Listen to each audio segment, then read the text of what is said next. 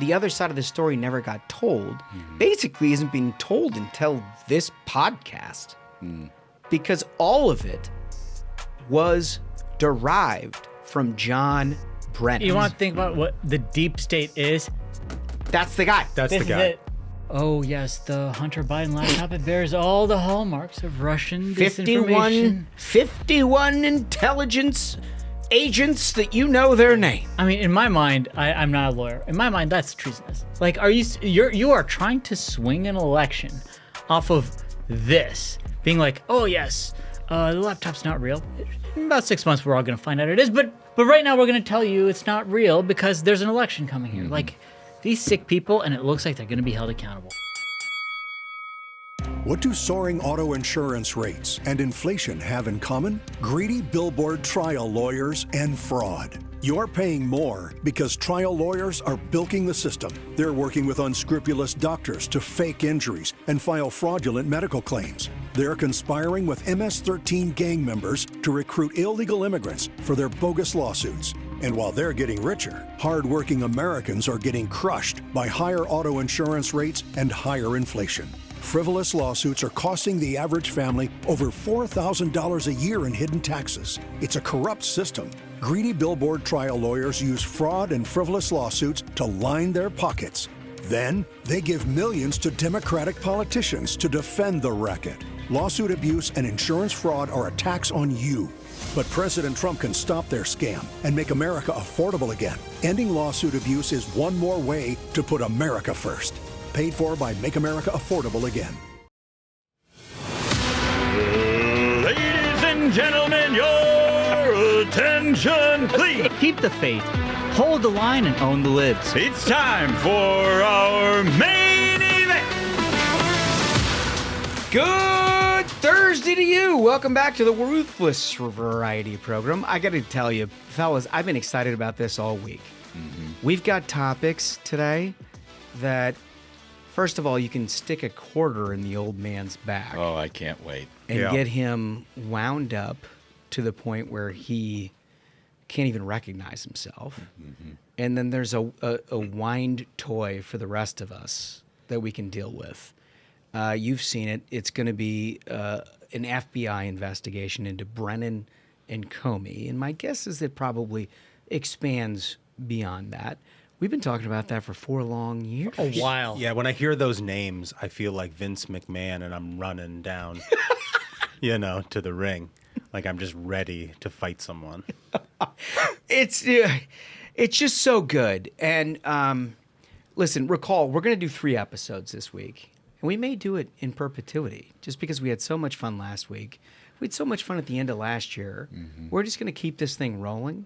So there are other news. There's more news. We're going to talk about ICE and the increasing violence on Friday's show, which I think is an important topic. But we're not going to get to it in this one. What we're going to talk about is the FBI probe, which is a long time coming. We're going to do a lightning round where we're going to talk about this testimony from Biden's doctor. Unreal. Fantastic stuff. There's a Rubio clock moment for those of you who didn't see it. So good. Just fantastic stuff. We're going to play King of the Hill because it's Thursday. And that's what we do on Thursdays. We do our thing. We let our friend do the ring announcement, and we take it from there. Our audience is so lucky. I mean, this is going to be a fantastic episode. And then we have a special guest, our good friend Alex Bruesewitz, who, as you all know, is sort of the godfather of the podcast revolution within conservative media. You've heard him here 3-4 times. He probably deserves a jacket. We got to get on those jackets, Wolf. Yeah. We got to get on the Ruthless jackets to start awarding properly the people who have been on this many times. But he's been traveling internationally. Turns out the podcast revolution in America is something we've all become accustomed to. Everybody knows and understands that there's a million people who got their news and information during the course of the 2024 election off of podcasts like this one. But it turns out the international community is not unaware. And they are now tuning in record numbers to American podcasts, trying to learn a little bit of something. He provides a good insight that I think is a revolutionary media tool in a lot of different ways. And he gives us some insight into the Trump administration and everything else because, look, he's the insider. He's got it. So we got all of that coming for you and more. But we need to start with this FBI situation. Now, for those of you OGs of the Ruthless Variety program, we've been on this for a while. Yes.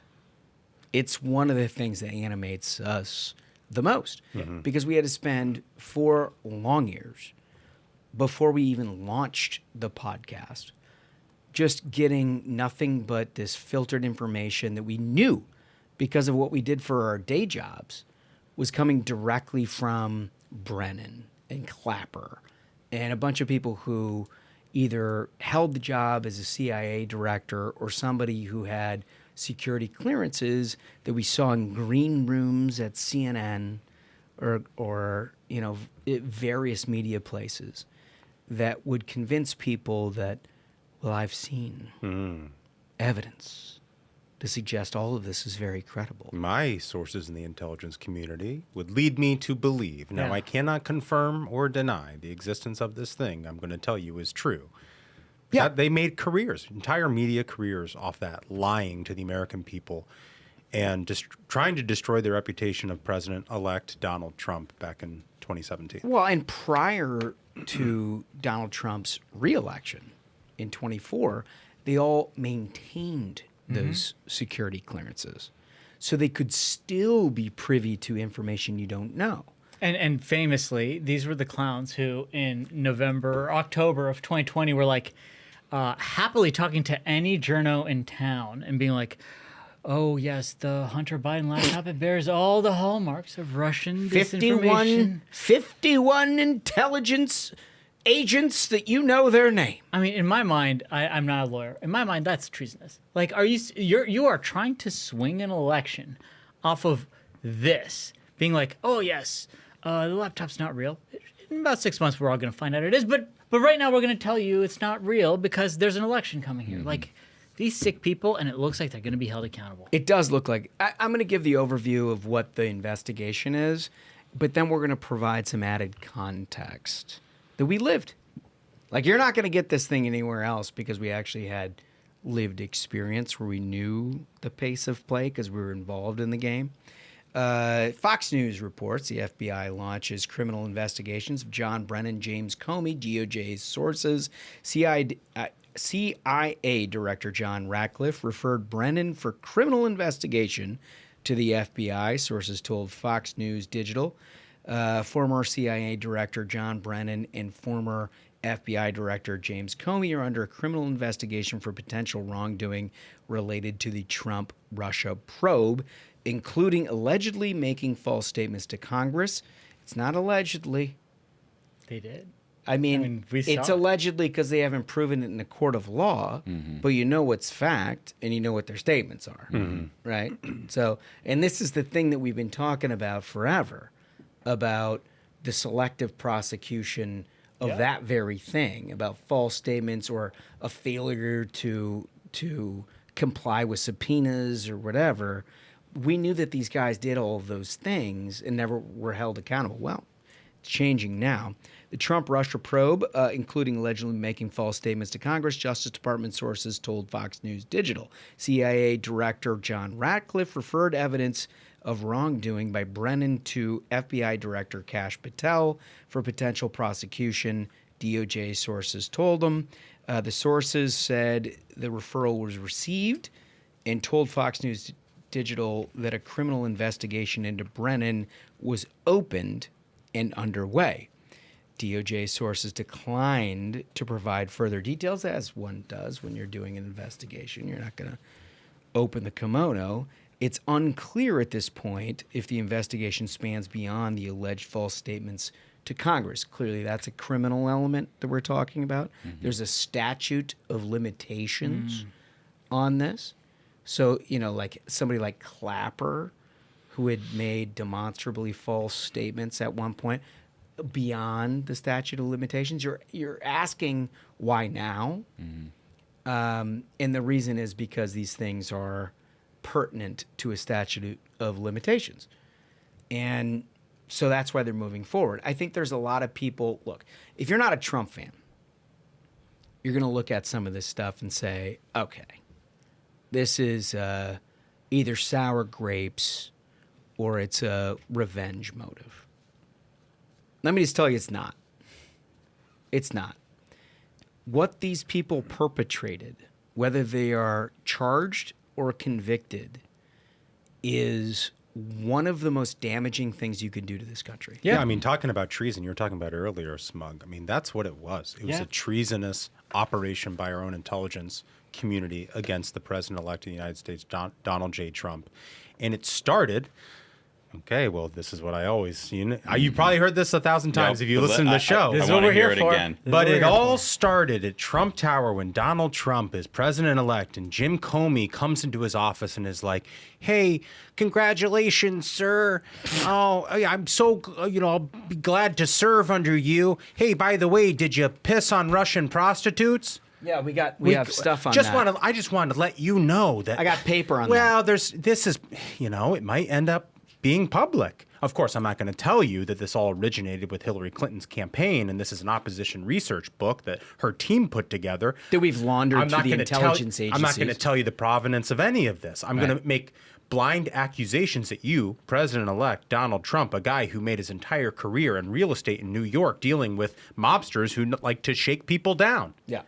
And that's what Jim Comey did. And then what did he go ahead and do? Leak it to the fucking media and launch the entire Russiagate probe that tried to destroy Donald Trump's presidency. It all started with our own intelligence agencies. It's fucking treasonous. And also, the effect that it had on this country.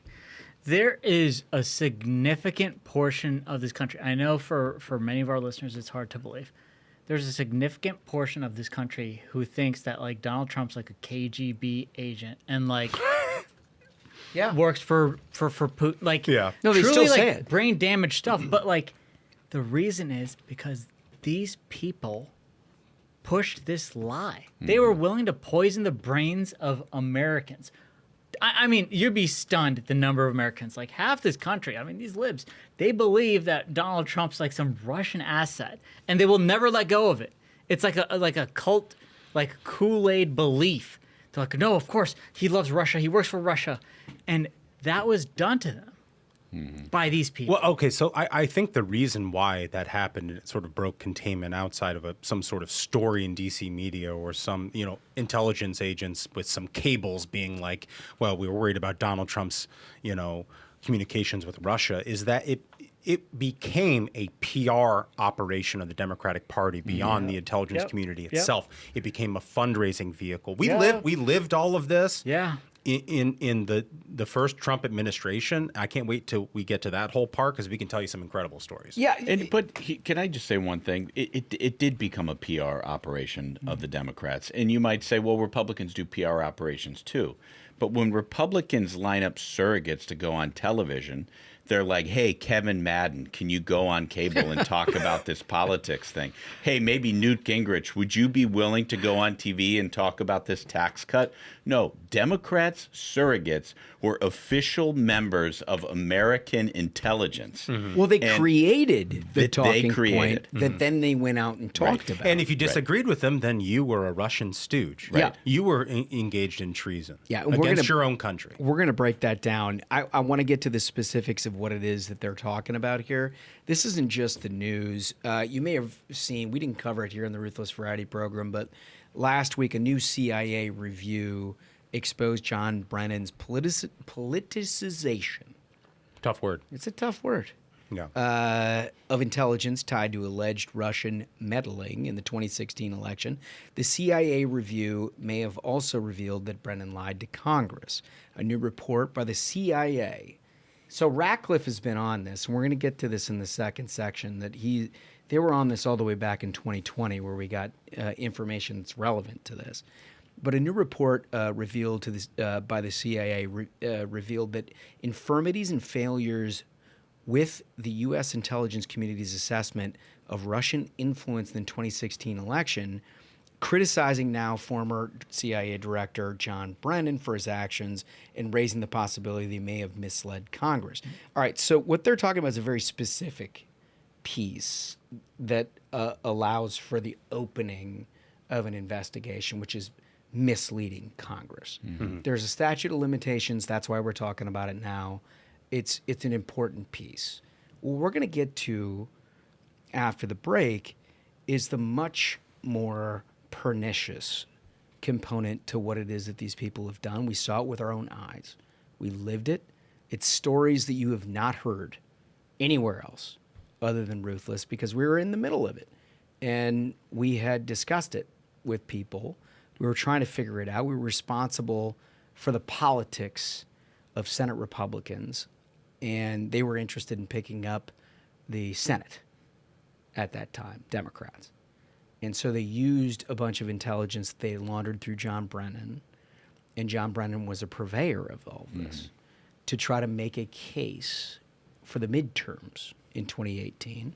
And we are uniquely the recipients of this information that you ought to know, because I think it, beyond whether he made false statements to Congress, which it is in and of itself something that people should be prosecuted for, it goes much deeper. It's problematic in a very, very significant way. On the Comey front, you'll flash back to 2019, where he leaked classified information. I mean, the Comey front. Listen, I'm gonna get you spun up here after the break on this, because there's just so much. Like, he just can't. There's nothing that this guy touches that is not problematic. Like, he's just a problem. I think he's been a singular force poisoning American democracy on all sides. Yeah. And I think he's a malignant narcissist who somehow thinks people don't realize that. I don't know anybody who likes this guy. Yep. And if you look at his track record, he's been wrong about everything, and he's made himself the center of the attention on everything. And all it's been is to the detriment of our political process. And he somehow thinks he's the hero. That's the most bizarre it's insane, thing to me. Right? It's incredible.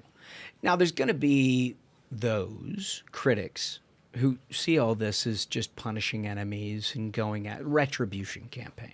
But it's just not. It's not. It's just not.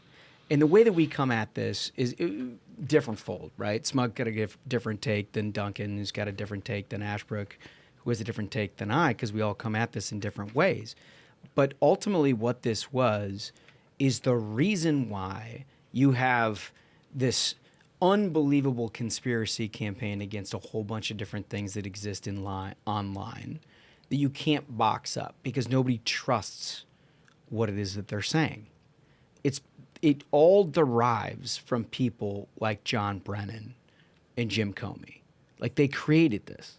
The reason that you have a problem with intelligence agencies is not that you didn't. We know the color of the tile in the 7th floor below ground in a nuclear development facility in Tehran that we just blew to smithereens. That's the way that I grew up with admiring intelligence agencies. Donald Trump is seeking to restore that. But in order to do that, you need to point out the reason you don't trust that. Yep. Because it's not going to be fixed until the people who went wrong are held accountable. It's just not. It's just not. Like, I got some, when we were talking about Brennan, it says, Brennan is currently a senior national security analyst for NBC. Yeah. Until justice is served, the incentives are going to be there for these people to be horrible. That's Well, it. And I sat in green rooms early in my post-government career with these people, where they give you the wink of the knob. Like, I've seen stuff you haven't seen. You don't know. I know. And I'm just telling you, the Russian thing, there's stuff there. And then they go on TV and basically do it the same way. So they're informing millions of people of things that don't exist.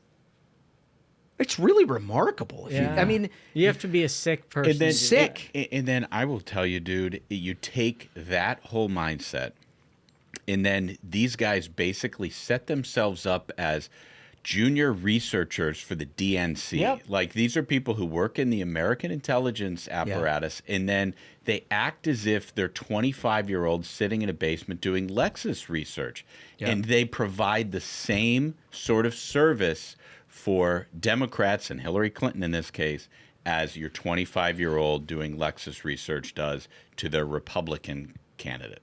I mean, it is very sad that our intelligence apparatus came to this at that point. Well, it's why when you jump on X or Facebook or anything else, you see so many wild takes and assuming the worst of anybody who works in government. The same people who saved incredible amounts of lives with the Iranian 12, 15, 20-year project. Right.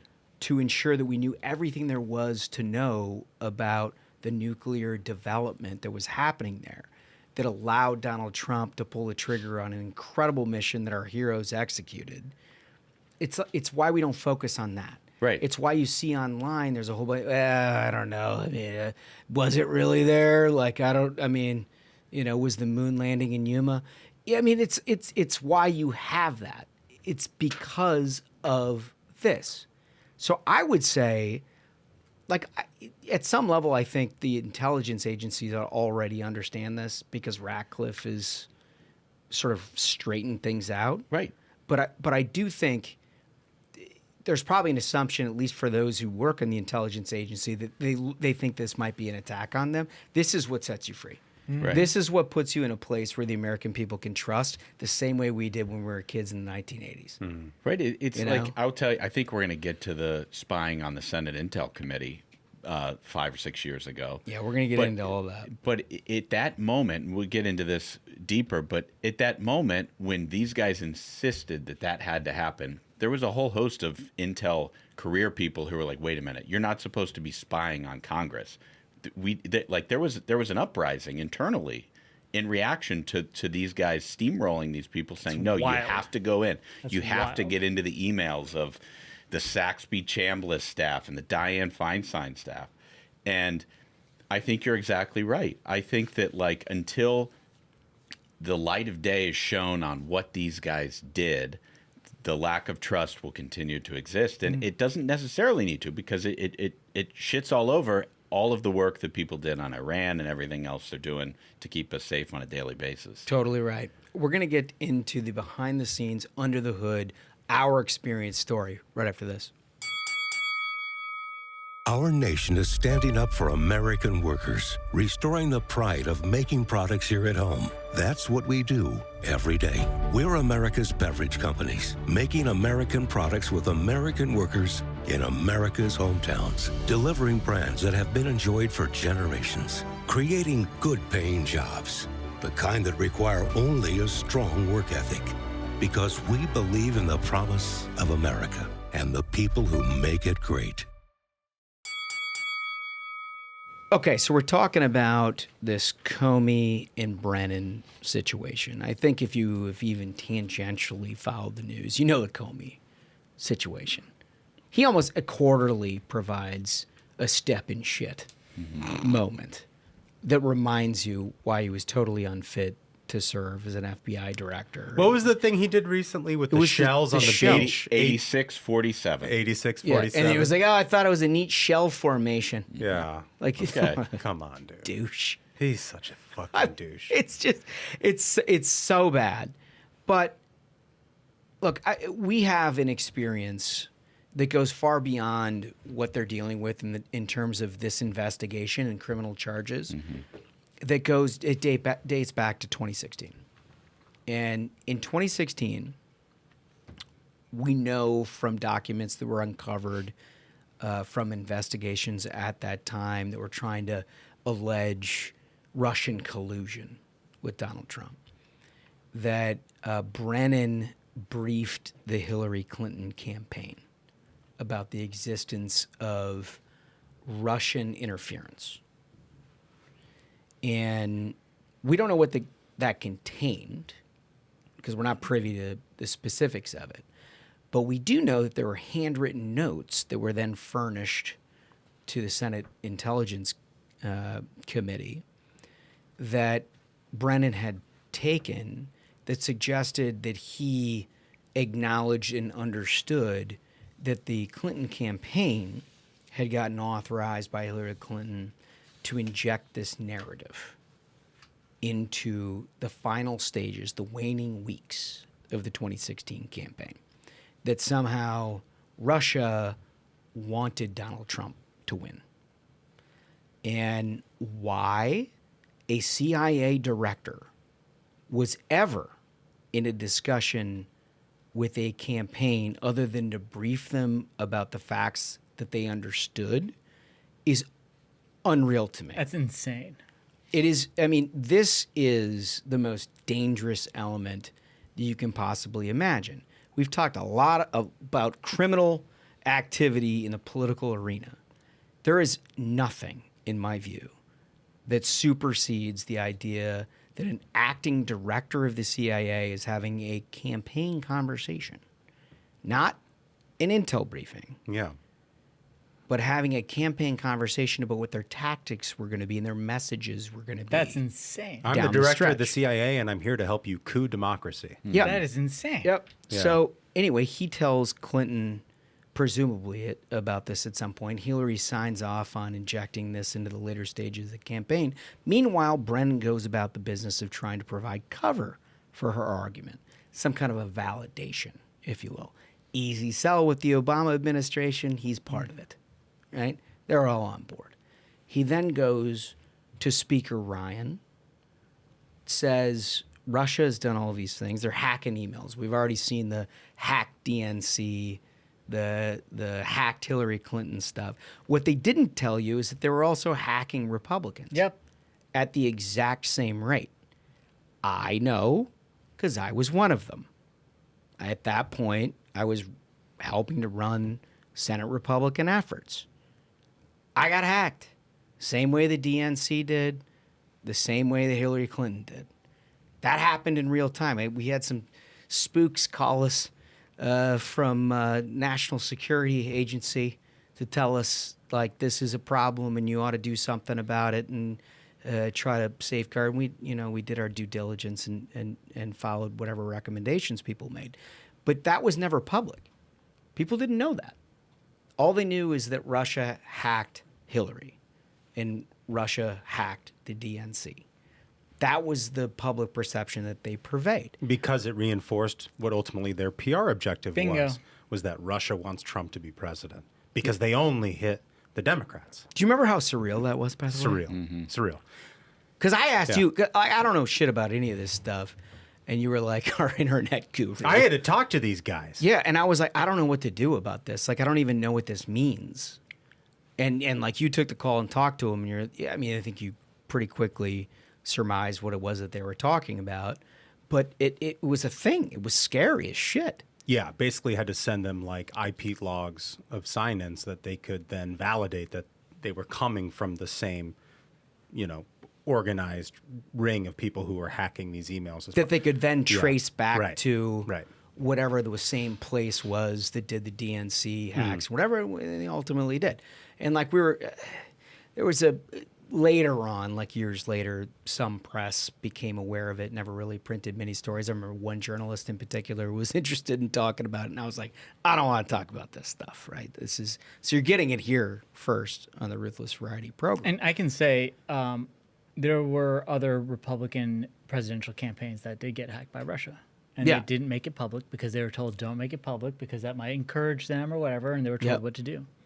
But that also- doesn't fit the narrative but because also- they wanted it to be like, oh, they're targeting Hillary alone. And they were playing in well-tilled soil because if you're a campaign, you don't know what's all in your emails. You're approving stuff. You're doing. I mean, it's like the frenetic motion of a campaign. You don't know what people are going to take out of context or do whatever. You just don't want any part of it, right? The last thing you want is NBC News or CNN running with your Yep. campaign emails one by one. Yep. And so they had an audience that was receptive to just keeping it cool. So they never purveyed that narrative. It was always a Democratic hack on behalf of Donald Trump's campaign. So then Brennan goes to Congress and he goes to Speaker Ryan, he goes to Leader McConnell, and they say, this is happening. We believe that Russia is attempting to sway the election on behalf of Donald Trump. And they provide all the things that we don't know about, that it's still classified. in terms of evidence that they have for all of this. But we also know that part of the evidence that they're talking about is like Steele dossier stuff, stuff that's like laughably false, right? Yeah. That they got from the Hillary campaign. Yeah. Which is so insane. To A think real about. wag the dog exercise. But they were dealing with it as though it wasn't campaign research gone awry, that Right. it was somehow first-person CIA intel, like obtained by the highest sources within the CIA. And fortunately, I don't know how many of you are going to believe this, but it was Mitch McConnell who said, go fuck yourself. I mean, they wanted a letter from the big four, they call it. It's the leader of the Senate, the leader of the House, Speaker of the House, and the heads of both committees on intelligence to basically verify that this is happening and they're concerned about it. Because they thought that would provide, the way they build it was supplementing evidence for the Obama administration to do something about it. That it's a bipartisan event because it's at the end of an election, presidential election cycle, and we all ought to be on board with foreign actors and that kind of thing. Except for the fact that it was an entirely partisan exercise, and anybody who'd been around or had any political astuteness whatsoever could see that it was an entirely partisan pitch. That they were trying to validate a Clinton campaign claim that somehow Russia, more than the American people, wanted Donald Trump to beat her. It's a hell of a pitch. McConnell tells them to go fuck themselves. So what happens? The next 9 months, probably a year and a half, really, they begin to label McConnell as Moscow. Yep, that's when the libs were like, "Oh, wow, he's paid off. He's Moscow Mitch." Yeah, so I think the timeline is important here because it didn't happen initially, the Moscow Mitch thing. There No. were dribs and drabs of this whole thing, but I think the timing is important because it reinforces what I said, before the break about how this broke the containment of this intelligence operation with the Hillary Clinton campaign into the wider PR, work of the Democratic Party. Because what happened was the dribs and drabs of Russiagate, they proceed as a matter of course. They're trying to, impeach Donald Trump and all of this sort of stuff. And then Robert Mueller's appointed and all of that. And then all the Democrats, and their influencers online are like, TikTok, it's Mueller time. We got him. He's dead to rights. Yep. Then he goes at the end of this Russiagate probe to Congress and testifies. And the whole fucking thing falls apart. He can barely complete a sentence. Yep. He doesn't know the evidence in which, is in the documents in front of him. He's pretty much laughed out of the room. It's an embarrassing thing. Really a horrible way for that guy to end his career, frankly. Who was at one point just an incredibly admirable law Right. enforcement official. Right. Unquestionable. But the left had turned him into this folk hero Yeah. who's Yep. going to take down Donald Trump, and it failed dramatically. The very next week after the whole Russiagate thing collapsed, and it was, no obstruction, no collusion, that's really when they kicked the Moscow Mitch stuff up to another gear. Yeah. Because at the time, it was all about the funding of the election. Remember, Yep. COVID is going on. And if Mitch McConnell doesn't provide all of these resources to the states, well, wouldn't you know it? Russia's going to hack the election and steal it again. he did it just before. like they stole it before. He did it before. that He'll do it again. And it became a drumbeat all the way through to Election Day. Mitch McConnell's not providing enough funds for these, states to secure their elections. This election's going to be fraudulent unless Mitch McConnell steps up, but he's Moscow Mitch. He's not going to do it. Election Day happens. Joe Biden wins. Most secure election in history. yeah. Most secure election in meanwhile, history. the idea These of, people are such fucking frauds and liars. meanwhile, the idea of election security that they were talking about was funding efforts to send ballots to addresses that Yeah. nobody lived Right. at. Right. that- Drop boxes Right. like, You know, let's get rid of all voting rules Right. whatsoever. rules real fast. that Right. didn't exist. They in real use the life. intelligence system to basically run a multi-year extortion racket against Republicans and against the American people. And I remember specifically, and I don't recall the reporter, but it's one of those that's like, what's her name? We talked about her on Megyn Kelly. Natasha Bertrand. Yeah, but Dude, like, I have a photographic memory when it comes to Russiagate. Yeah. These fucking people. so She was the worst offender. I think She's there was made a a guy named fortune off Lewis these lines. at the Washington Post who is like the first gen Yeah. version, that was basically just a stenographer Right. for whatever Brennan had to say, sources within the intelligence community. And this is where this thing gets, in my view, totally criminal, because they would provide them evidence and they would do a TikTok of all the evidence that they had, and they would say that congressional leaders knew that Russia was doing all of this and they refused to do anything about it. Obama wanted to. Obama wanted to take action, but he was fearful of politicizing the environment right before an election. So he needed bipartisan buy-in. Unfortunately, they didn't provide that. They chose partisanship over the sanctity and security of American elections in 2016. And there was a big lamenting of all of this information and the TikTok that was involved of what they provided Republican leaders along the way. And how dare they ever choose some kind of a partisan manifest of what it is that they wanted rather than the safety and security of the American people. And it was like, I read it at the time and I knew the story at the time, but like obviously I was out of government. I didn't have a security clearance. So there's like not much you can say other than saying you're full of shit. But I knew it, and the other side of the story never got told. Basically isn't being told until this podcast. Because all of it was derived from John Brennan. It's from John. Now, did he have deputies in this effort? Was it Clapper? Sure. Adam Schiff, I'm sure he had a host of partisan actors within the intelligence agencies that were feeding him nonsense that he polluted the environment with. Because Lord knows, he is like the GOAT in terms of misinformation. But like, this is the thing. And if you can, I don't care what you think about Donald Trump. I don't care if you think that this administration is a success or whether you voted for him once, twice, or 3 times or never. This is the thing that can collapse a government and our effectiveness in terms of safeguarding the American people and providing faith in institutions. If you want to see every city in America look like a Gaza protest at Columbia University, you keep up what John Brennan is doing. Yep. Because people will lose faith in everything. So in my mind, this has absolutely nothing to do with whether this guy made a false statement to Congress, which is what they're apparently investigating. It has everything to do with whether or not this guy's going to be held accountable for ultimately doing more, in my mind, to undermine the American democracy than any individual that I have encountered in 25 years of doing this. 100%, dude. It's incredible. It's genuinely incredible. And you could see the partisanship on each and every turn. It's just, it's... And Democrats pin everything on this. And here's the thing, like, it is no wonder why Democrats are losing elections lately. You know what I mean? Because it's all bullshit games. You know what I mean? Republicans, Donald Trump is like, I'm going to cut your taxes. Democrats are like, here's some bullshit.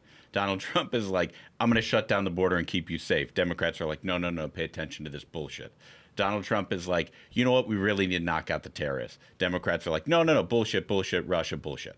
You know, like there is no wondering about why Democrats lose, and it's because they try to spin a story to people straight out of Washington based on less than credible sources who've been proven wrong over and over and over again against a Republican message that is like, here is what I'm going to do for you. And you do it. And you do it. Which is what Donald Trump has done. But I think, look, they are used to having a full monopoly on the flow of information. They are. Yep. They're used to a pre-Ruthless variety program. They're used to a pre-Joe Rogan. They're not used to you being able to use your mind. You're force-fed a list of information that only they provide. And that is John Brennan's world. Yep. That is the world that he comes from. And as long as I can sort of masquerade as somebody who knows something more than you do, but I can't tell you. What a clown. He can get stenographers to go out and do the job for him.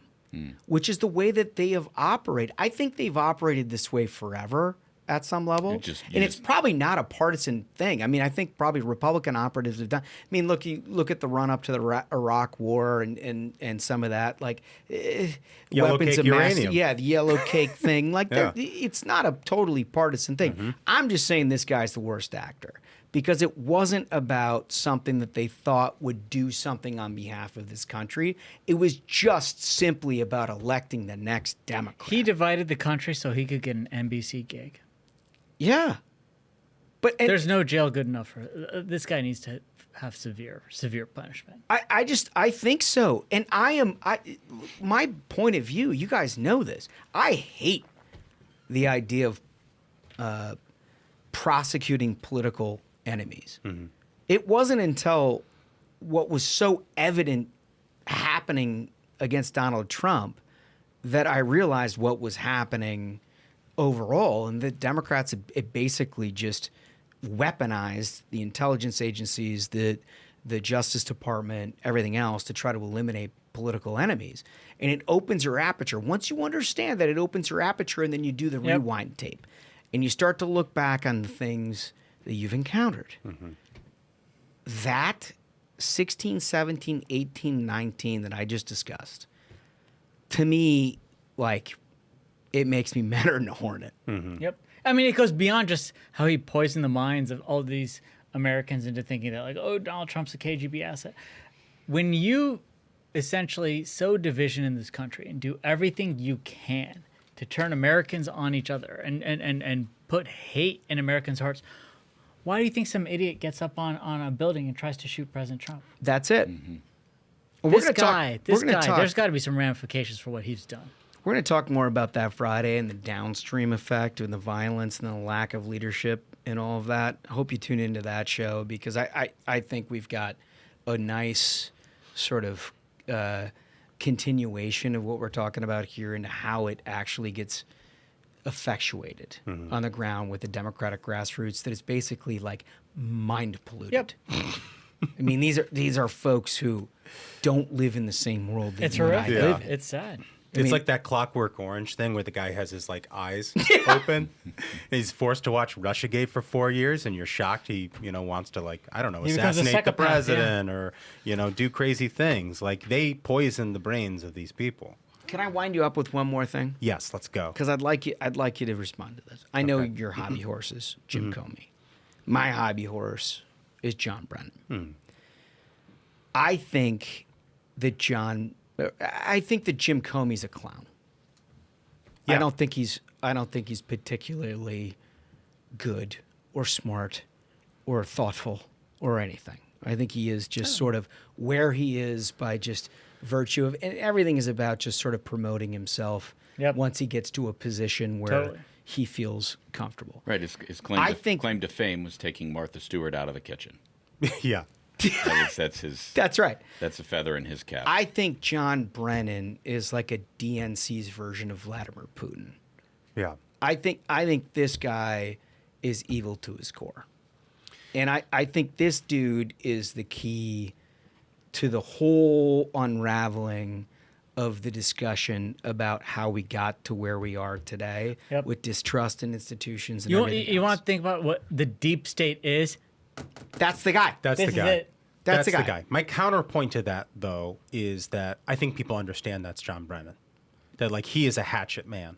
And even when he, like, went on all these shows and all of that sort of thing, people, like, what Jim Comey did was he, like, laundered his whole Boy Scout reputation that's right. as a guy beyond reproach. Fair. Beyond reproach. Yeah. And he threw it all away to be the center of attention. And that's why, uniquely, I find him offensive. Yeah. Brendan offends me less because I always knew he's a fucking snake. Yeah. I think Jim Comey's thing is more offensive because of that. It's a decent point. Also, I mean, nobody was like clamoring for the Brennan book. Also, There's more names, by the way. Oh, I know. I'm not gonna put them all out there today, but there are more names. One of the names has to be Ashbrook. He's friends with all the journalists who did this. Yeah. Yeah. They're all your Yeah. buddies, Ashbrook. We have more. We're going to keep on this story, and we're going to watch this investigation Anything that anybody gives us, we're going to talk about it because we feel really strongly about it. The question of the day is, will it result in convictions? This is an audacious deal. It's not been done. Do you hold somebody accountable? But I would say, when you think about high-level convictions over a criminal conspiracy for partisan purposes within the confines of the government, you look back to something like Watergate, for example. That is child's play compared to what it is that we're talking about here. Yeah. This is actually using the entirety of our intelligence agencies and our law enforcement to focus on, at a particular moment in time, an effort to prevent one man from becoming president of the United States. I know. I'm just not going to get my hopes up. I want it to be true, but like actually finding people guilty of something like this in their official capacity with malice is a difficult thing to prove. It is. It just is. No, it's hard. You know? I'm not saying that it's, and I don't begrudge. I want it. I don't begrudge a prosecutor from getting to a point where they're like, look, I know this happened, but I can't prove it in front of a jury. Like, I get it. Yeah. The fact that the investigation is going on means we're going to get information, which I think is critically important to restoring some level of faith and trust in a government that we now know is in capable hands. Mm-hmm. And how that goes for next generation. Look, you're not going to operate well if you don't have some faith and trust in people who are trying to keep you safe. At the very least, we're going to learn a lot more, hopefully. Yeah. And I think, as the American public, that's all you can really hope for. You tell us. Yeah. What do you think? When you like and subscribe to the Ruthless Friday program, we listen to every single word you have to say. We summarize it. We pick a couple of examples, and we're going to read them for you on Friday, our special third. Yeah. It's not even special anymore. We're just going to do a third. Yeah, why not? Yeah. We'll do Friday. So when we come back, we're going to give you a lot more of your comments from last episode, and then we're going to give you King of the Hill right after this. Hardworking Americans know when it's time to roll up our sleeves and get the job done. Now is the time to unleash our nation's energy to create jobs, secure our future, and make life better, more affordable, and full of opportunity for all Americans.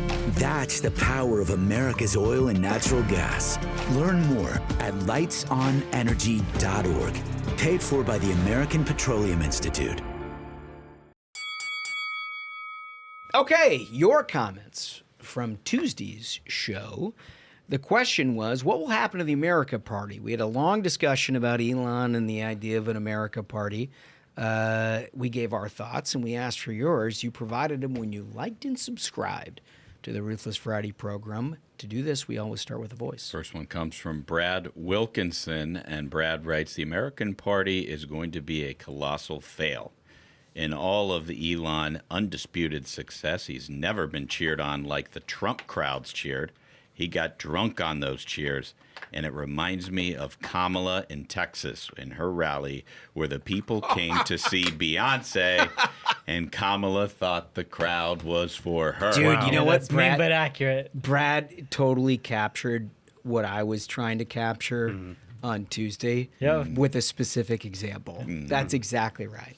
I mean, mean but accurate is probably what you can hope for most in life. It's right? ruthless. It's ruthless. Beautiful. Mean but accurate. What's the thing you always say from Big Lebowski? It's hard to keep Bunny on the farm when she's seen Carl Hungus. Trump is Carl Hungus. Yeah. You can't keep Bunny on the farm once you've seen Carl Hungus. What else do we got, Dunks? This from Laura. I truly appreciate all Elon did and does, as well as his brilliance. I think the America Party will just slide into the background and disappear quietly. It feels a bit like a tantrum. I hope that both he and Trump can put this all behind them and move forward together. But if not, he just needs to get back to his businesses and do what he does best. Yep. Smart. Rational. Smart, rational. Those are the kind of advisory opinions that you solicit when you're a man in power. Smoke, what do you got for comment 3? Comment 3 is from Up in Arms, and they write, the America Party will definitely end in disaster because when you require all your campaign vehicles to be Teslas, The campaign stops are limited to about 10 blue cities. People came through. Our listeners are the funniest. It's so good. All right, so a quick lightning round of some things that have happened. This one definitely caught our eye. Jamie Comer, good friend of the program. He obviously operated the oversight committee during the Biden years, did a lot of investigation. The only reason, really, that we know anything about Hunter Biden, the laptop, his business dealings, whatever, is Jamie Comer. Yeah. I don't feel like he gets enough credit for that. He doesn't. No. I mean, think about the fact Joe Biden had to pardon his own son. Yeah. But like nobody Disgusting. But nobody like took a second and be like, "Hey, dude, Yeah, congratulations. Thank you for the. Yeah. Thank you for at least." Jimmy Comer, if you're listening, outstanding, dude. Yeah, You know, I mean, really good work. good stuff. Anyway, he is now on to the next, and he's interviewing the White House doctor, who's now the ex-White Which House is doctor. incredible. Which is incredible. This guy, Dr. Kevin O'Connor, and he took the fifth. On what subject? Well, on Wednesday, he took the fifth. He ducked out of a high-profile congressional deposition on Wednesday rather than answer questions about former Joe Biden's cognitive decline. Bro. I think that's an answer. And then he didn't have any comments to press either. He pleaded the fifth, according to Comer.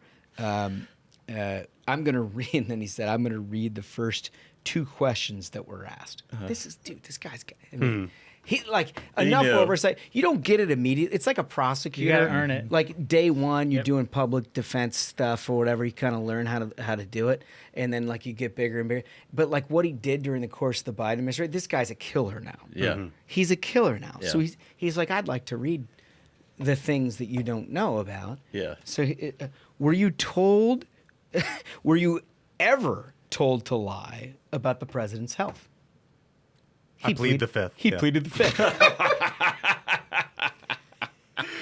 Did you ever believe President Biden was unfit to execute his duties? The fifth. Oh, Bro, when your doctor is pleading the fifth on someone, Dude!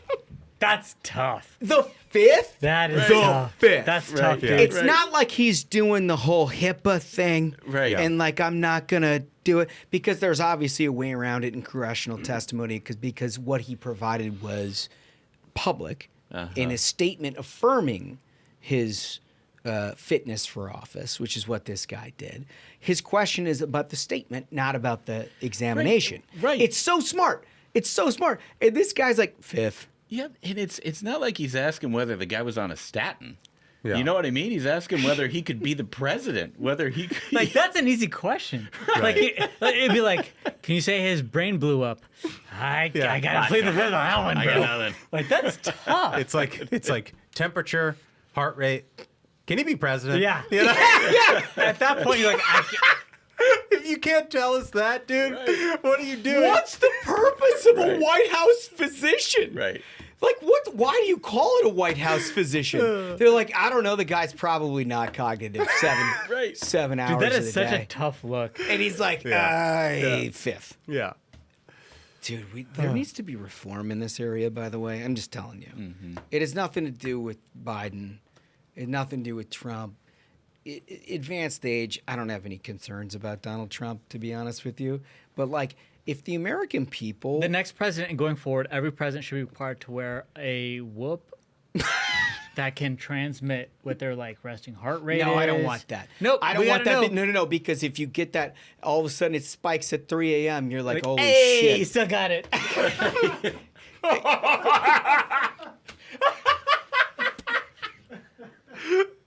You know, Like, Mr. shout out First Lady. It's not at all where I was headed. That is interesting. Yeah. Monitoring the sex health. 28 whole minutes, Mr. President. Wow. You are virile. He's an animal. What's left to be said? What more can I say? Listen, the other thing that we have to do is the clock. Yeah. Marco's clock. If you haven't seen this clip, you got to see this clip. Clip one, please. It's really become quite a beautiful place. I don't want to tell this. Oh, Marco pointed it out. I was going to leave the clock. So as president, you have the power. If I go into the State Department or Department of Commerce or Treasury, if I see anything that I like, I'm allowed to take it. Do you believe this? So I'm in Marco's up. I see this gorgeous clock, grandfather clock, and there it is. I said, Marco. He didn't know about it. I had to read him the rule and regulation. I said, Marco, I love this clock. Look at it. It's beautiful. He said, what clock? I said, the clock that's in the other room is incredible, and nobody gets to see it there. Marco, I tried to talk him into it first, and it sort of worked, and then I had to use a little more. I said, I'd love to take that clock out and put it in the cabinet room. He said, no, are you serious? I said, Marco, I have the right to do it, Marco. I said, all right, what the hell? So that's his contribution to the cabinet room. But it's, by the way, it's an incredible clock. And, it's an important room. So you may see it again. Maybe we'll move it back sometime. He just flat out stole his clock. Trump, I find this the most fascinating about Donald Trump is he's walking into the office of the Secretary of State, and he looks and he sees something nice. Have you been there to the to the visiting room for Secretary? It's a nice place. Yeah. It is. It's Very a very nice. nice place. No, it's very nice, but like, Because, I mean, the Secretary of State's clearly seeing, like, foreign dignitaries. but only Trump would notice a clock. The thing is Which is such great attention to there's detail. never I going to appreciate be that so much. There's never going to be anyone like Donald Never. Trump. No. Like the way he's describing the story, it's commentator Trump. It's like he forgets that he is himself president of the United States currently, and he's like, "Did you know when you're president, you can just take stuff?" And then he's like, Marco Rubio, his contribution to this room was that clock. Like, he's a Secretary of State knocking things out left and right, but Trump will not stop giving these guys shit. Yeah, it's just it's so so good. great. Rubio has like 9 jobs. Like Yeah. he's running like 9 different does. places. Yes. He's like, Totally. Do you know he's like he's the archivist? Oh yeah, he's got like an enormous amount of responsibility. But I could only imagine like he's got all this stuff going on in the Middle East and Ukraine and everything else. And the guy's like, "Hey, I want your clock," and he's like, "Are you serious?" the I best like is that he's like, clock. what clock? He's like, I literally just landed here from like Qatar overseas and shit. Like, Like, what clock? Shut whatever, dude. I'm about to hop on a plane again. The best is like Trump sort of like gave us the impression, but edged over the specifics where it was clear that like Marco didn't want him to take the clock. Yeah. And he was like, "I'm taking the clock." It's just so good, dude. It's one of one. Also, I love that I stuff. tried to flex that I've been invited by the Secretary of State. And you're like, yeah, I've been there too. That was tough, dude. I Still thought a that was a flex. flex. No, it's still a No, flex, it's okay. pal. Everyone's been there now. No. flex. I mean, you're a big deal. You're a big deal. Everybody thinks you're a big deal, Smug. No question about it. Let's play King of the Hill, fellas. Let's do it. We got new stuff going on. Sounds like I'm a challenger. Yeah. And I will tell you that I went blast from the past on this one, fellas. Like real blast from the past. The guy that made me who I am. You had runs with this guy. He made me who I am. Oh, wow, yeah. He has not been seen or heard from in probably a calendar year. But he is now in Matthew Dowd. Wow. Oh, Wow. Okay. And I've got reigning champ, Cheri Jacobus. And I'm bailiff. Judge I'm John judge. Ashbrook. I think we should go ringside. Ladies and gentlemen, your attention, please. It's time for King of the Hill. In the red corner, fighting from who knows where, Matthew Male Pattern Dowd. And now, in the blue corner, and current champion of the world, Commie Cheri Jacobus.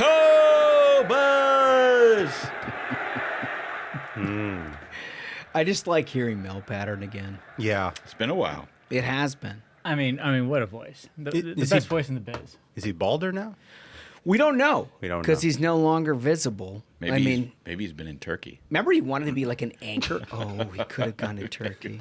Yeah. Yeah. But remember he wanted to be like an anchor at ABC? So he tried his bestest. That's tough. Tough look. Just a former Bush administration along the lines of Nicole Wallace. It just became a disaster. Yeah. So first, we though, start with the champion. Is Smug. I'm going to go for just a quick 2-round knockout. Oh, boy. Wow. Can I get Exhibit 3, please? Cheri Jacobus posts this illustration of a man in a MAGA hat appearing before God. And God says, yes, he was the test. As if supporting Trump means you're going to hell. It's quite the take. Pretty direct. I mean, it's pretty straightforward. Here's my take. If you like Trump, you go to hell. Like, okay. In my mind, there is nothing worse than people who politicize obvious tragedy that everybody can relate to. Oh my God, is it Texas flood content? Oh, you bet. Buddy. No way, dude. You bet, really? buddy.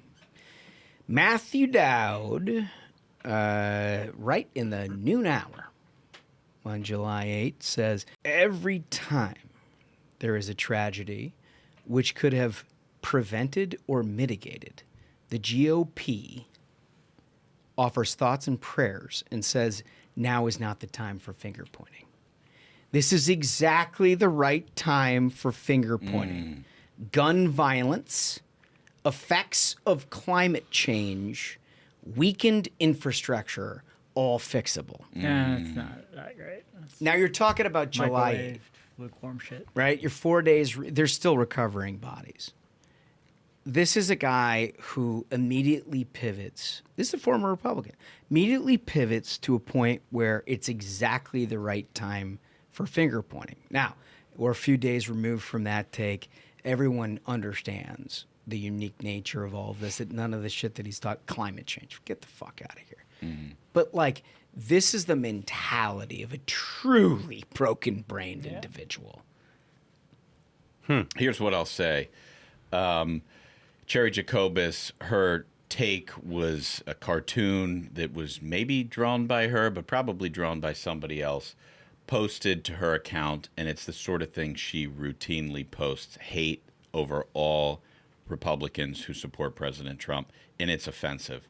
But not only was Matthew Dowd a former Republican, but I think he lived in Texas at some point, Texas, right? yeah. So now he's like hitting all these issues in the wake of this terrible tragedy to try to score some points online. And What so a political leader. So for the reason of that specificity and that sort of just like soulless take on what was a terrible, terrible tragedy in that state, Matt Dowd gets Okay. Wow. All right, I'm going to take round one. I'm going to put it in my pocket, and I'm going to give you a little change in genre here because I think what I'm dealing with here adds a wrinkle that the judge and jury is going to find irresistible.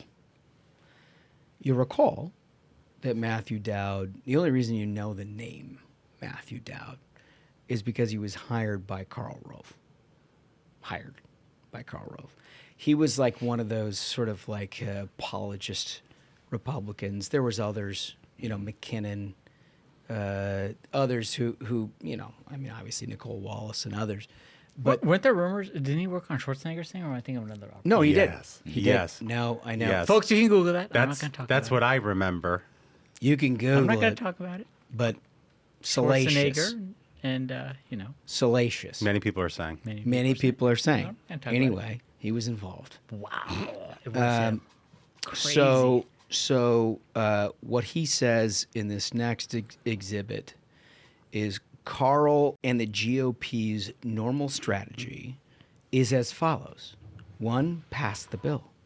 2, lie about the bill and what's in it. 3, don't answer questions about the bill and revert back to the culture war. 4, continue to lie about the bill and its implementation. Wait, it's a picture of the guy who got him in the business, Yeah. and he's attacking him. That's what I find so fascinating about this. That's too offensive. insidery baseball and boring. No, what I find so he's talking about the big beautiful bill, obviously, but there's 2 assumptions that are baked in here that are completely hilarious to me. One is that somehow Karl Rove, of all people, is some Trump apologist, who I think Donald Trump himself finds him to be one of his chief antagonists. Right. And 2, that the guy who literally the only reason there is a single person following his Blue Sky account or whatever it is that he's got is because that guy hired him in the first place. And he's taking direct aim at him, despite the fact that Karl, for whatever you think of Karl Rove, has never really gone guns blazing on somebody like Matthew Dowd. If I was in Carl's position, I would have opened up the M60 on this cat. Carl's never done that. Yeah, he's got some like level of appreciation for people who worked on the 2004 campaign, evidently. But like he's never done anything to harm this guy, strafing the shit out of him. So I don't know if this take's going to win, but I was so offended that Ashbrook dismissed my wonderful first take. I'm going to play this, even though it's disgusting. Even though it's a disgusting, horrible take. I shouldn't see the light of day. But, you know, maybe this will lead to some litigation. Exhibit 4, please.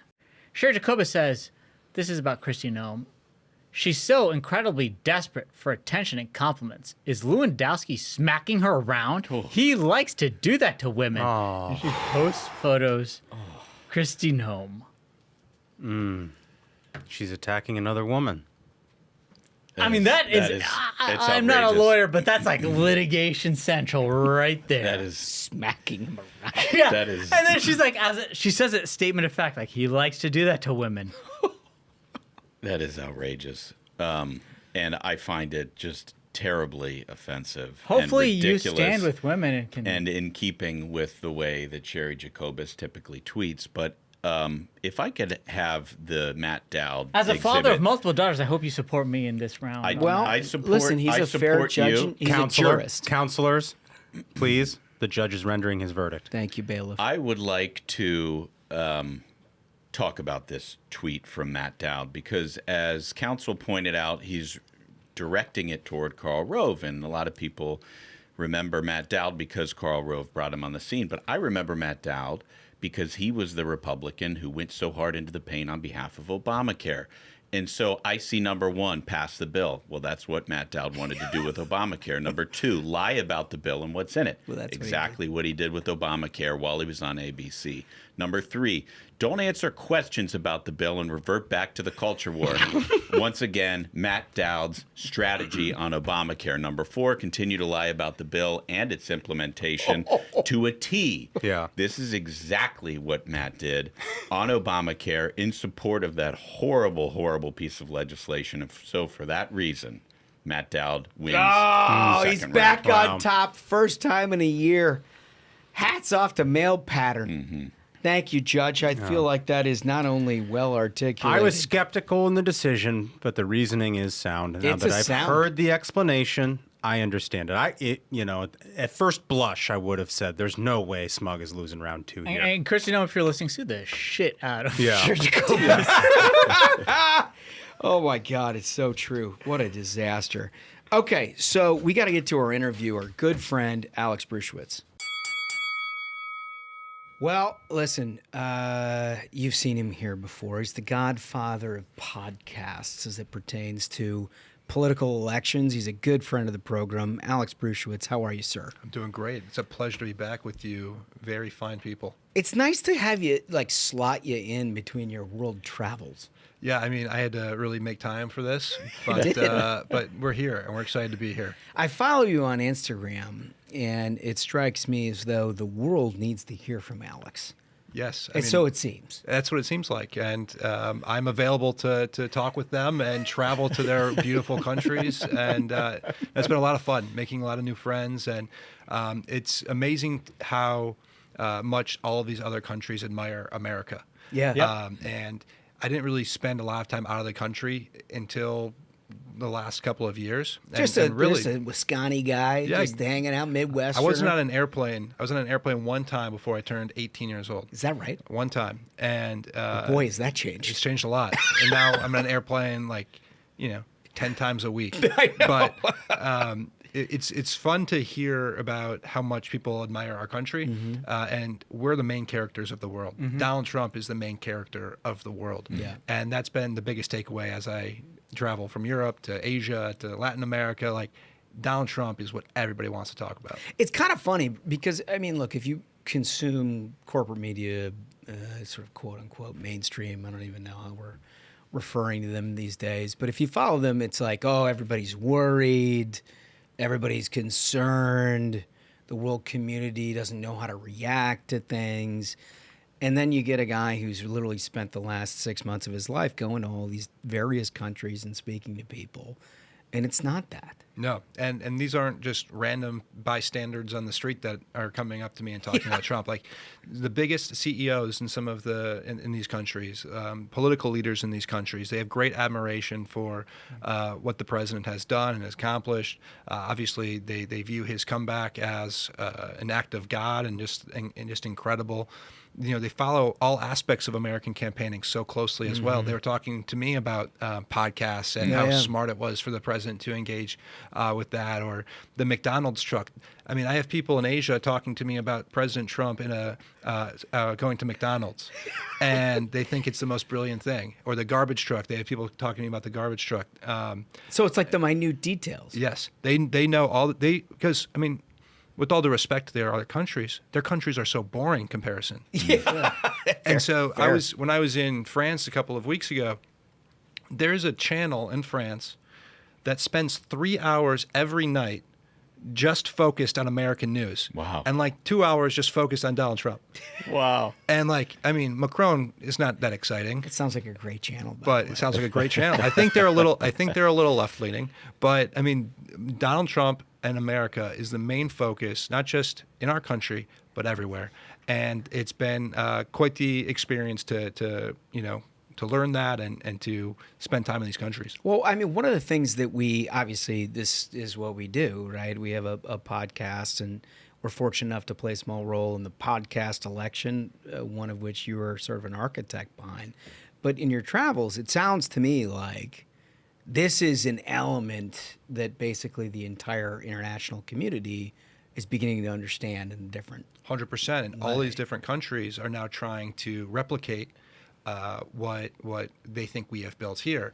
You know, I guess for some reason, maybe it's been the mainstream media's coverage of the podcast. They think that Republican oligarchs, gave money to Ruthless and gave money to I'd love Rogan if that was and true. basically Please, created if you're this. listening, Republican oligarchs. But the coverage makes it seem like Republicans invested hundreds of millions of dollars in building up, conservative voices and podcast voices. When in reality, it's like you guys just hit each other up on social media and say, hey, you want to do this, and you guys do it. But these other countries now, conservative movements in other countries, they're like, we got to do that too. And so they're like trying to identify voices that they can put money behind or platform. And part of my discussions actually with some of these conservative leaders across the globe is encouraging them to use their platforms to build up the voices of the next generation. I think something that the president has done such an incredible job of is identifying people who are talented, sharing and letting them share the stage, bringing them up at a rally, retweeting their content, making sure that they have an opportunity to speak to the cameras if they're together. And by, just like Trump has built up, dozens and dozens of voices. If you look at Byron Donalds, if you look at, J.D. Vance, if you look at Senator Bernie Moreno or Jim Banks or Marjorie Taylor Greene, all of these people built their followings thanks to President Trump's movement, and he helped them. In my experience now, meeting some of these other conservative leaders across the globe, is they have not done that. They want all of the attention on themselves, and they're focused on right here and now instead of what does the movement that they've built there look like 20 years from now. So that's really interesting. I mean, the other piece that we always talk about, which I know is key to why you sort of recommended a podcast strategy, is the authenticity quotient, which of course Donald Trump has had since he went down the golden escalator, right? I mean, that's the one piece that he has held above any other politician, Republican or Democrat in America, since the early days of his first campaign. But that is what the podcast, I mean, like for us, this is what we do, whether there's a microphone in front of us or not. Right. And I imagine, like, Smug and I talk about this all the time. I mean, it's really fascinating to me is the way that you describe how in your travels internationally, you're seeing so many places, people are excited about America. They see good things for America. They're fascinated with America. And for so long in this country, you had the mainstream media basically telling everyone you should be like ashamed to be an American. America is this country. Slavery still exists. Jim Crow, Jim Eagle. You had the president of the United States saying that, like, oh, America's kind of a horrible place because you had to show voter ID. I mean, it's really strange, but I think the ideas are like intertwined in the sense that you saw the rise of podcasts because you had kind of like a direct to audience voice that wasn't being put through this filter of like, we all went to Columbia Journalism School, and we were taught that like whiteness is a construct, and that you need to identify yourself as privileged, and people are sick of that. Right. You know, people, especially you see the successes that President Trump has had in 6 months. It could be the most successful 6-month start to any administration in American history, right? And the world recognizes these W's. When Trump went with NATO, he was like, "I'm doing backflips. Are you seeing how good things are going?" Yeah. And you see around the world it's being recognized. You know, Americans are waking up to that, but I think it's because podcasts didn't have to go through that filter to inform people. Because if you were listening to like CBS, you had that, you know, the debate with JD, where you had Margaret Brennan and what's her name from CBS being like, you can't talk about that. You can't talk about that. It's processing conflict. Yep. Right. Which is we're trying to get stories and personality and how you come to decision making and how you view the world and things like 100%. And in some of these European countries, their media is actually worse than ours, believe it or not. And I can they believe have fewer options. Where you know, in the UK, for example, I mean, it's horrifying really just the media have the situation BBC, now. and I think Nigel started something, and I think it's doing pretty well. But I mean, they really just have state-run media. And we have a huge diff- listenership in the UK, by the way. Well, I think because of that reason. Yeah, I mean, and the UK is earning for conservatives. They really want conservative leadership. And I actually met with Kemi Badenoch. She's the leader of the Conservative Party. You know, she has the Conservatives are actually the party that kind of screwed a lot of the like right-wing voters, and so they now are finding homes in the Reform Party. Which Nigel just started, and the Reform Party did the best in the local elections this last May, which surprised everybody throughout Europe. Kemi, to her defense, was not in charge of the Conservative Party up until just recently. I think she's trying to take it in a different direction, but now she has the threat of reform, which I think speaks to the people a little bit better. So does that having that experience and talking to these people, does that give you a perspective on like what Elon's talking about with an America good party? question. No, I think it's way different. I think MAGA is actually the third party. I think, and MAGA was such a dominant force that it kind of just swallowed up the Republican Party, and I think that. The MAGA had the third-party spirit that Reform Party has now. And I think for conservative and Reform to be successful in the UK, I do think that they're eventually going to have to figure out how they can get on the same page. But I think the American... But how do you do that without somebody like Donald J. Trump? Well, you're going to need that leader that can bring people together. And you need to have a force, right? And Trump was a force. And you know, there was a lot of disagreements within the Republican Party, especially when he first came in. But you know, by sheer willpower and, you know, just everybody else getting exhausted, Trump and the MAGA, you know, kind of took over the Republican Party. And I think that is what will happen ultimately in the UK. Is it right to assume that some of the issues that were driving so many regular Americans over here throughout the last 4 years are driving so many regular Europeans right now? I think of like immigration, migration, huge problem in America that has been solved by our great president. But it seems like that problem still exists in Europe. Yeah, that's been 100% my experience. I was actually when I was in London recently, I was having lunch with a Kuwaiti real estate developer, and you know, he's Muslim, and he moved to London legally about 12 years ago. And I was like sensitive. Obviously, I know about the immigration topics and most of them are coming from Middle Eastern. I'm not going to be the first one to bring this up. But it's coming from Middle Eastern nations. And the Kuwaiti guy is sitting at lunch with me and goes, what you guys are doing with immigration in your country is so smart. We need to do that here. We have too many, like he talked about, we have too many Middle Easterns coming here. I'm like, dude, but even like that's like the Latino voters here in the U.S. where it's like, of course we hate the illegals. But so but the cultural issues are similar. The wokeness, the DEI stuff that also is plaguing many European countries. The attacks on religion.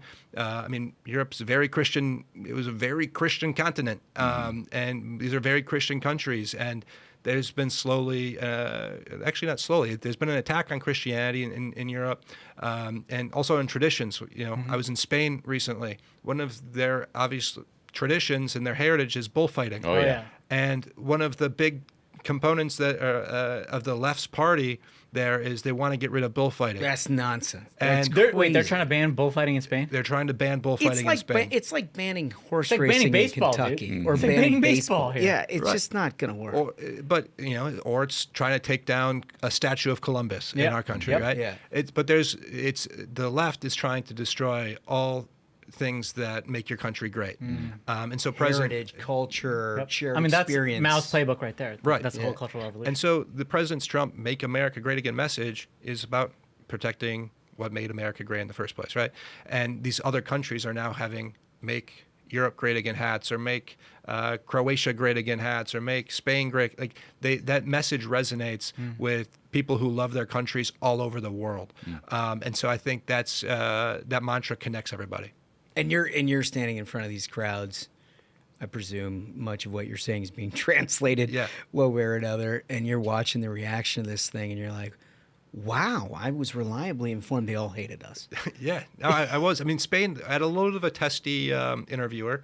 Yeah. You know, she asked me questions like, why'd you use podcast to humanize Trump? I said, we didn't humanize Trump. We just showed him who he was as a human. All we did is open the mic. Right, Yeah. right. But and then I was asked about what can conservatives do to be successful in the future here in Spain, and I talked about you got to do three things: you got to secure your borders, you got to be a champion of the working class, and you got to protect what makes your country great. And I said, here in Spain, what makes your country great are your traditions, including bullfighting.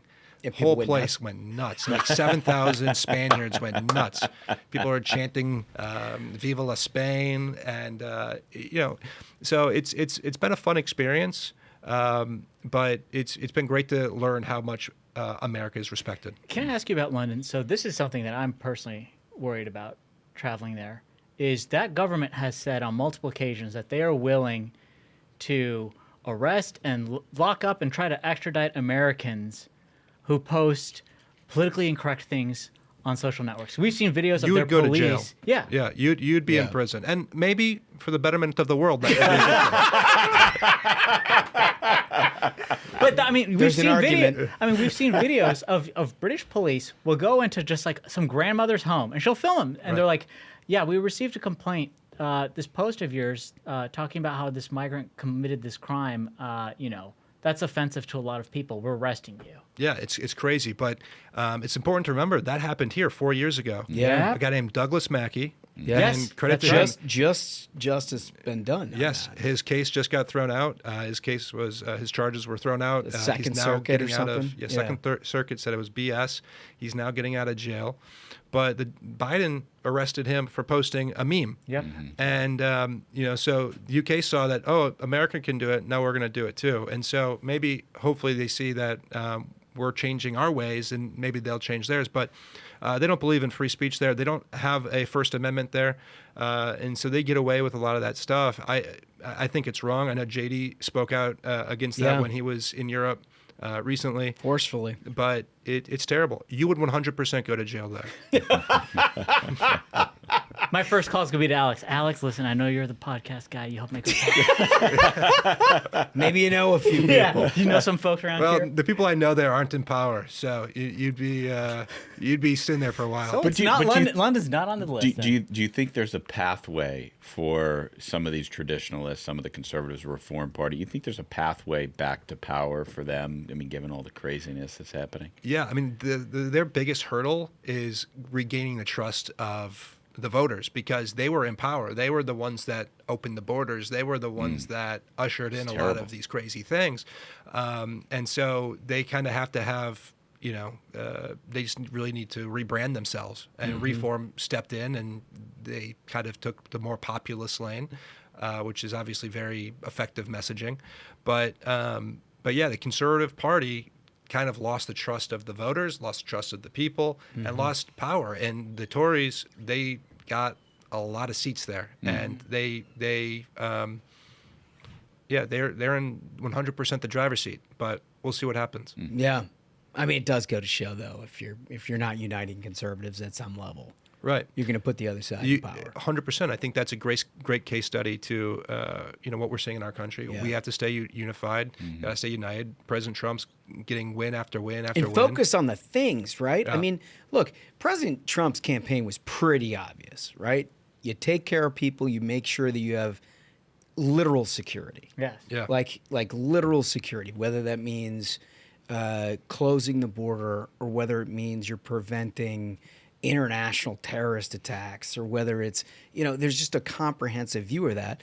And then it's economic security in terms of making sure that, A, we have a growing economy. We're not spending it from a federal treasury and taxing you beyond belief. And like doing those things put him in the driver's seat for it. And it seems to me like that's a pretty damn good message. Great message. You It's know, much better than that and what that's the what left he's has done. to offer. But there's a tendency, I think, on the conservative side, probably. I mean, the libs, look at them; they're a disaster.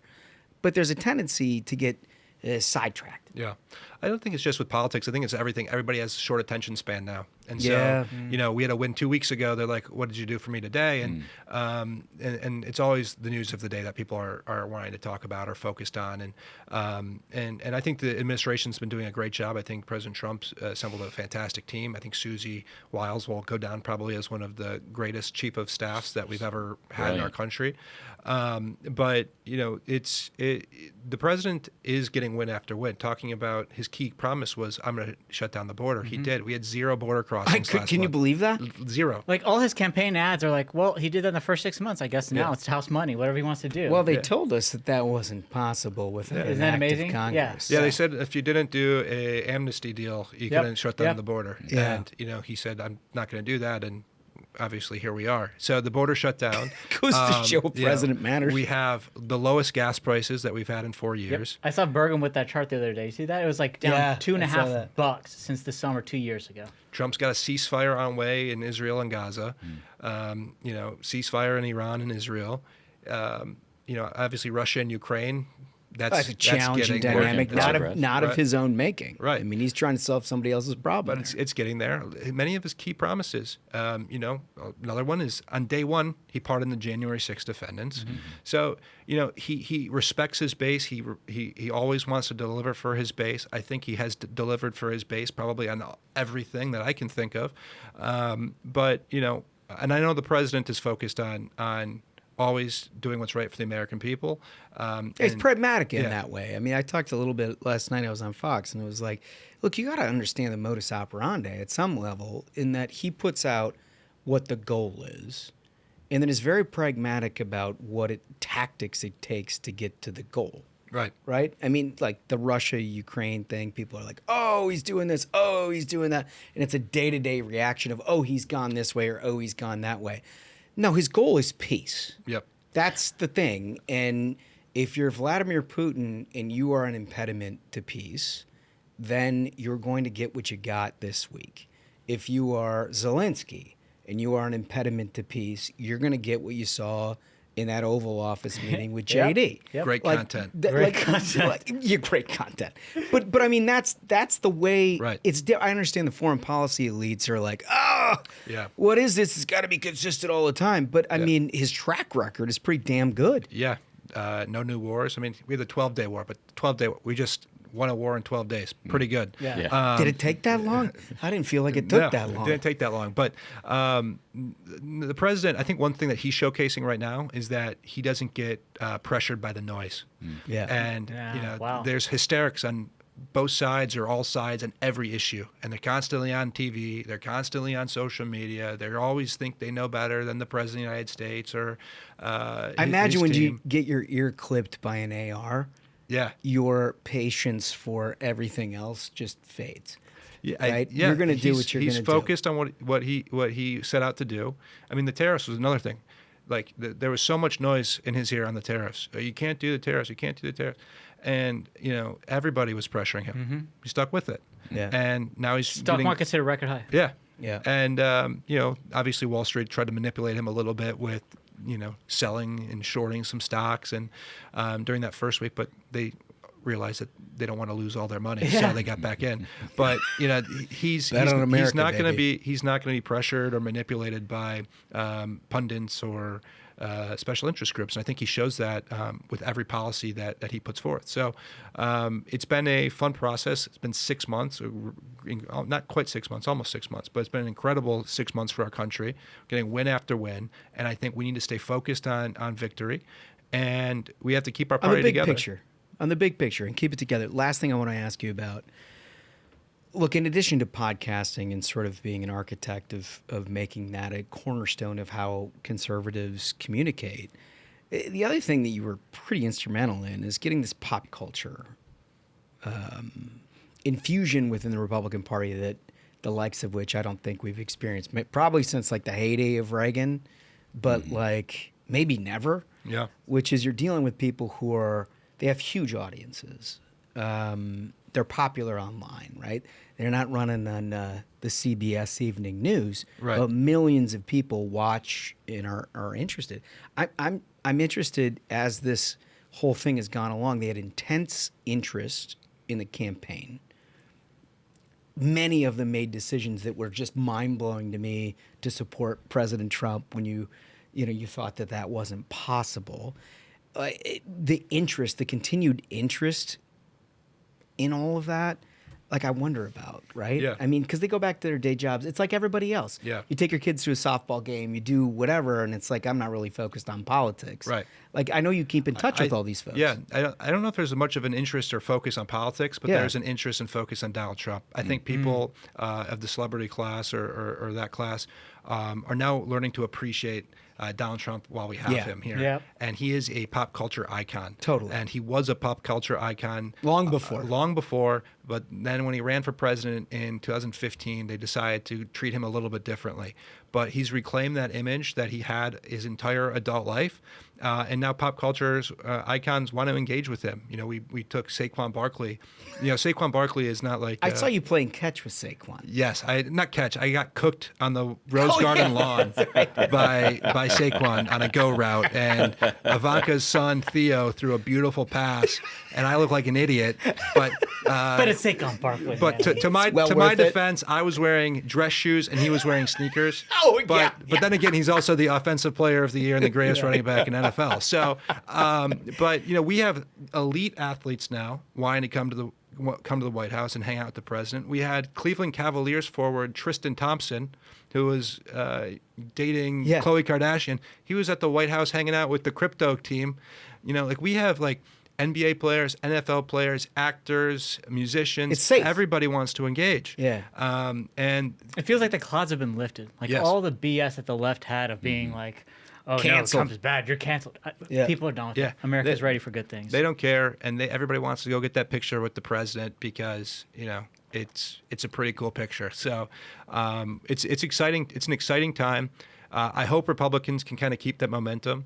I'm hopeful that it's not just a Trump trend, because I think Republicans kind of need to keep that cool. Yeah, we're young men, right? And you guys are doing. And by the way, men. you guys are doing a great job at that Thank you. of keeping Republican politics cool and fun. That was a great Daily Mail piece saying that. The young, politically interested men are tuning into Ruthless podcast, and you guys have become more MAGA over the years, so we like that. Yeah. But they swallowed the Republican Party, like you said. I think it's all it took was one barfoot. It's the Ashbrook effect. That's right. Some of us have always been MAGA. Yeah, no, Ashbrook has rubbed off on you guys, but no, just one casual bar fight, and look where everybody's at. No, we gotta keep the cultural momentum going. I spend a lot of time in LA now trying to meet these people and just so they have somebody to talk to if they have a political question. I have like random rappers that I'm not gonna break their confidence now, but they'll hit me up and they're like, "What did Trump mean by this?" or "What did and this is what Dems are saying." And I'm like, "No, dude, like that's not the facts." And they're like, "Appreciate you." It's the funniest thing in the world, by the so way. It was great. a Scotty guy being like, "Hey," to the rappers, be like, "Okay, well here's the deal." It's just such a great emissary. Great. You are like a 10 of 10, dude. I can't thank you enough for coming in from your busy schedule to give us a little update on what you're up to. I hope that your world travels at some point recede to the point where we can get your services in an election context next year. We're going to need it. Let's go. Going to need some guidance. And I'd be remiss if I didn't say congratulations on your engagement. Thank you, buddy. Yeah. Thank you. To the haters and losers online who question, I am marrying a woman. I didn't even know that. That's so good, though. I love it. Listen, Alex, you're a good friend, Thanks, bud. man. Thanks for coming in. Thank you. Always a great time whenever he comes around, and I mean, man, he is getting around. Yeah. All over the globe. He's meeting all kinds of people, it sounds like, making speeches everywhere and spreading the good news that he delivered to America last year. 100%, man. I always learn something every time I talk to him, and this was no different. He's a visionary. I mean, he's understood sort of what it is that we hope to accomplish here on this podcast, and it's now at all a different level, and he saw it coming, got the Trump campaign involved. Sounds like he's working on the international community. Yeah. Really great stuff. I really appreciate him coming in.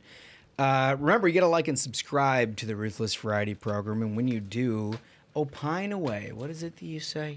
Like and subscribe if you wish to opine. That's exactly right. He came up with that all by himself. Sure Check did. out your merch a little bit while you're there. And with that, fellas, I think we did it. I think so. Absolute banger of an episode. Gentlemen, thanks so much to Alex. Come back on the show anytime. And thank you so much to our listeners. Remember, if you have not yet, go to the YouTube, hit that subscribe button. It's more fun in video. So until next time, minions, keep the faith, hold the line, and own the libs. We'll see you tomorrow. Stay ruthless.